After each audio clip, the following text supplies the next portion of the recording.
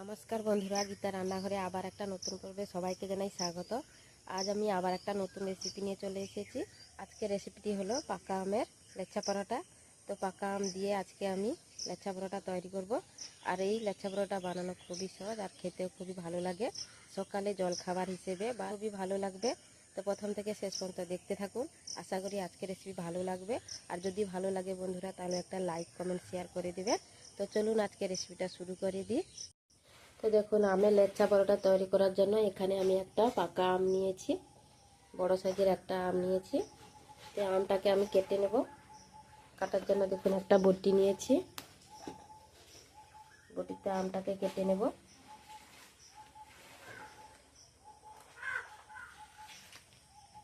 দেখুন বন্ধুরা, আমের কালারটা কত সুন্দর। আমটা কাটা হয়ে গেল, আমটাকে কেটে নিয়েছি। এবার আমের কাঠটাকে আমি বের করে নেব। একটা চামচ নিয়েছি, চামচ দিয়ে আমি এভাবে আমের কাঠটাকে তুলে নেব। দিলাম, জালের উপরে আমি আমের কাঠটাকে দিয়ে দেব।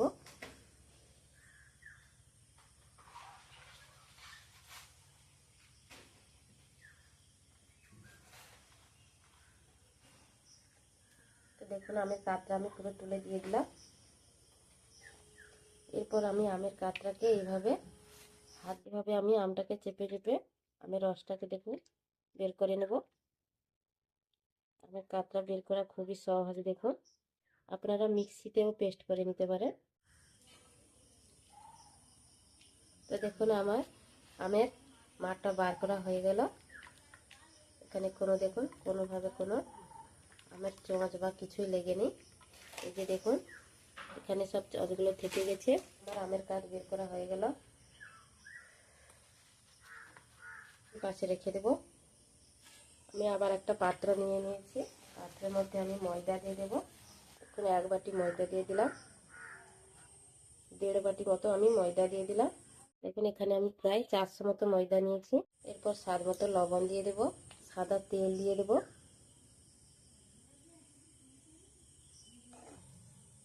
যেহেতু আমি আম দিয়ে লেচা পরোটা তৈরি করছি, তার জন্য আমি অল্প করে চিনি দিলাম। চিনিটা দিলে খেতেও ভালো লাগবে, তার জন্য দিয়ে দিলাম। এবার আমি উপকরণগুলো ভালো করে মিশিয়ে নেব। মিশিয়ে আমি একটা ময়াম দিয়ে নেব। যতটা ভালো করে ময়াম দিবেন, ততটাই লেচা পরোটা খেতেও ভালো হবে আর নরম তুলতুলে হবে। একদম মুঠোর মধ্যে দেখুন কত সুন্দর মুঠো হয়ে গেছে। আবার দেখুন একদম ঝুরো ঝুরো হয়ে বালির মতো পড়ে যাচ্ছে। তো এইভাবে ভালো করে ময়াম দিয়ে নিতে হবে। দেখুন, আমার ময়াম দেওয়া হয়ে গেছে। এরপর আমি আমের কাঠটাকে দিয়ে দেব। আমের কাঠটাকে আমি গরম করে নিয়েছি অফ ক্যামেরায়। তো দেখুন, আমের কাঠটা আমি অল্প অল্প করে দিয়ে দেব, একসঙ্গে পুরোপুরি দেব না, পাট পাট করে দিয়ে দেব। আবারও দিয়ে দিচ্ছি।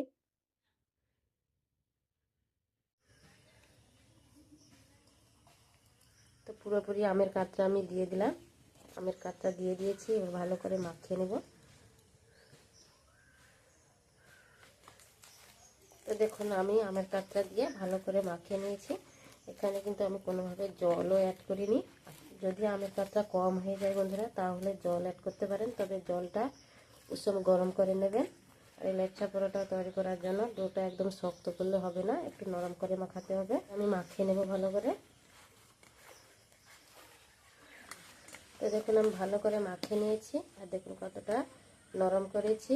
আর হাতে এইভাবে চেটচেটে করে লেগে যাচ্ছে, কোনো ভয়ের কারণ নেই। উপর থেকে আমি সাদা তেল দিয়ে দেব। সাদা তেল দিয়ে ভালো করে আমি চারদিকটা লাগিয়ে দেব।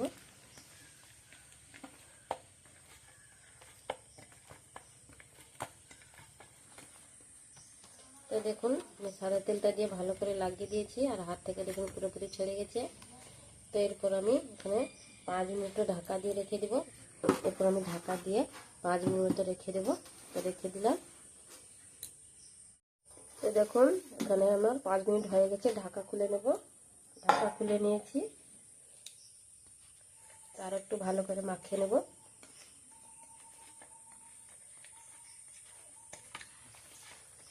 তো মাখিয়ে নিয়েছি, একটা বেলুন চাকি নিয়েছি, বেলুন চাকির উপরে দিয়ে দেব।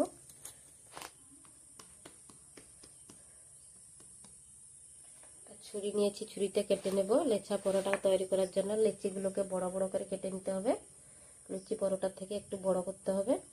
তো দেখুন আমি এভাবে কেটে নেব।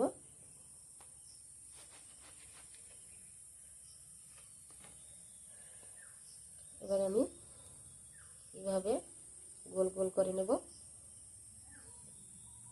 লেচিগুলোকে এইভাবে গোল গোল করে রেখে দেব। তো আমার সবগুলো গোল করা হয়ে গেছে। একটা লেচি নিয়ে নেব, তো একটা লেচি নিয়ে নিলাম, দিয়ে ভালো করে আবারও কাটিয়ে রেখে দেবো। এইভাবে ঢাকা দিয়ে রাখতে হবে। তো উপর থেকে আমি ময়দা ছড়িয়ে দেব। একটা লেচি নিয়েছি, লেচিটাকে বেলে নেব।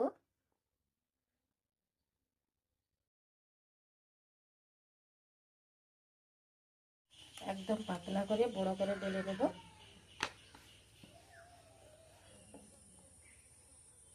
তো দেখুন একদম পাতলা করে বেলে নিয়েছি, দেখে বুঝতে পারছেন। এরপর আমি উপর থেকে সাদা তেল দিয়ে দেব। আপনারা ঘি দিয়ে তৈরি করতে পারেন, ঘি দিয়ে এইভাবে ব্রাশ করে নিতে পারেন। আমি হাত দিয়ে চারদিকে ভালো করে লাগিয়ে দিচ্ছি। এটা দেখুন ভালো করে চারদিকে লাগিয়ে দিয়েছি। এরপর দেখুন আমি কর্নফ্লাওয়ার নিয়েছি, কর্নফ্লাওয়ারটা উপর থেকে এইভাবে ছড়িয়ে দেব। তো হাত দিয়ে আমি ভালো করে চারদিকে কর্নফ্লাওয়ারটাও লাগিয়ে দিলাম। আপনাদের কাছে যদি কর্নফ্লাওয়ার না থাকে তাহলে ময়দা দিয়েও করে নিতে পারেন। তো আমি এইভাবে একটা ছুরি নিয়েছি, ছুরি দিয়ে খুব সরু সরু করে আমি এইভাবে কেটে নেব। একদম সরু সরু করে কেটে নেবেন, তাহলে লেয়ারগুলো দেখুন খুবই ভালো হবে।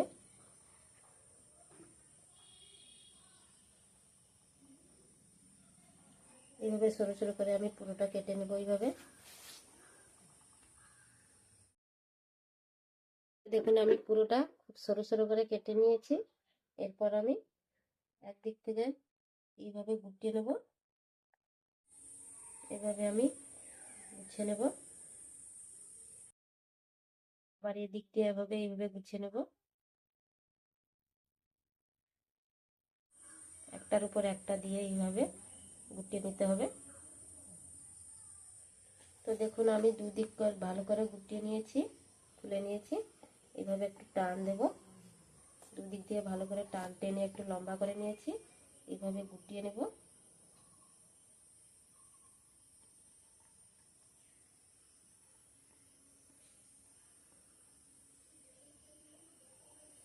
এই দিকটা আমি নিচের দিকে এইভাবে করে দেব, তাহলে আর খুলে যাওয়ার ভয় থাকবে না।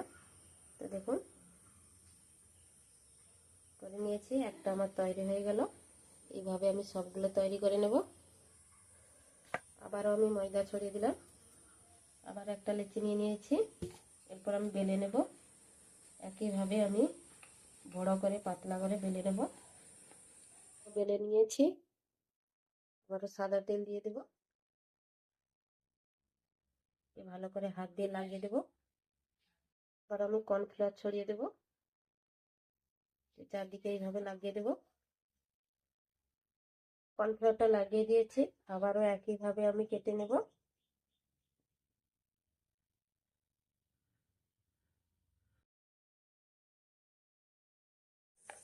তো দেখুন আবারও আমি একইভাবে কেটে নিয়েছি, আবারও আমি গুটিয়ে নেব। এইভাবে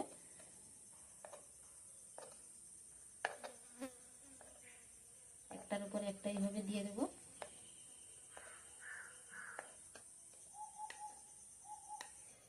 তো দেখুন আবারও আমি দুদিক থেকে ভালো করে গুছিয়ে নিয়েছি। তো এইভাবে একটু টেনে বড় করে নেব। একটু বড় করে নিয়েছি, আবার এইভাবে গুটিয়ে নেব।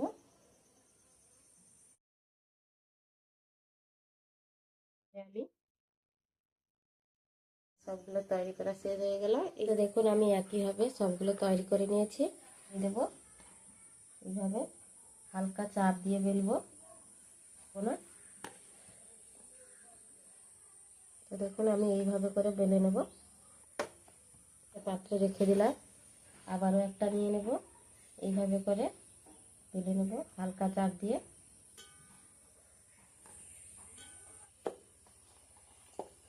তো দেখুন আমার সবগুলো বেলা হয়ে গেছে, সবগুলো বেলা হয়ে গেল। এরপর আমি ভেজে নেব। উনুন ধরিয়ে নিয়েছি, একটা তাওয়া বসিয়ে দেবো। অ্যালুমিনিয়ামের একটা তাওয়া বসিয়ে দিলাম। তাওয়াটা গরম হয়ে গেছে হালকা, আমি এই লেচা পরোটাগুলো দিয়ে দেব। তো দেখুন দিয়ে দিয়েছি, দুদিক ভালো করে সেঁকে নেব। তো উল্টে পাল্টে আমি দুদিক ভালো করে সেঁকে নেব। এইভাবে দুদিক ভালো করে সেঁকে নিয়েছি। এরপর আমি সাদা তেল দিয়ে দেব।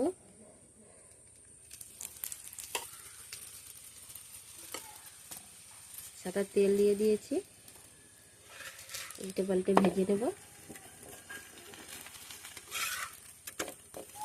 এগুলো হালকা আছে ভাজতে হবে বন্ধুরা, আমার আঁচটা একটু বেশি হয়ে গেছে দেখুন।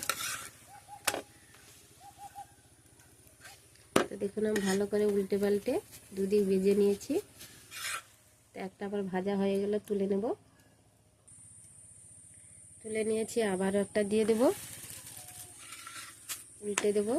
দেখুন একদিক সেঁকে নিয়েছি, এবার দুদিক ভালো করে সেঁকে নেব আগে। দেখুন দুদিক ভালো করে সেঁকে নিয়েছি।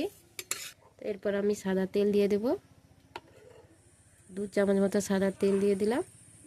উনুনের আঁচটা একদম কমিয়ে দিয়েছি।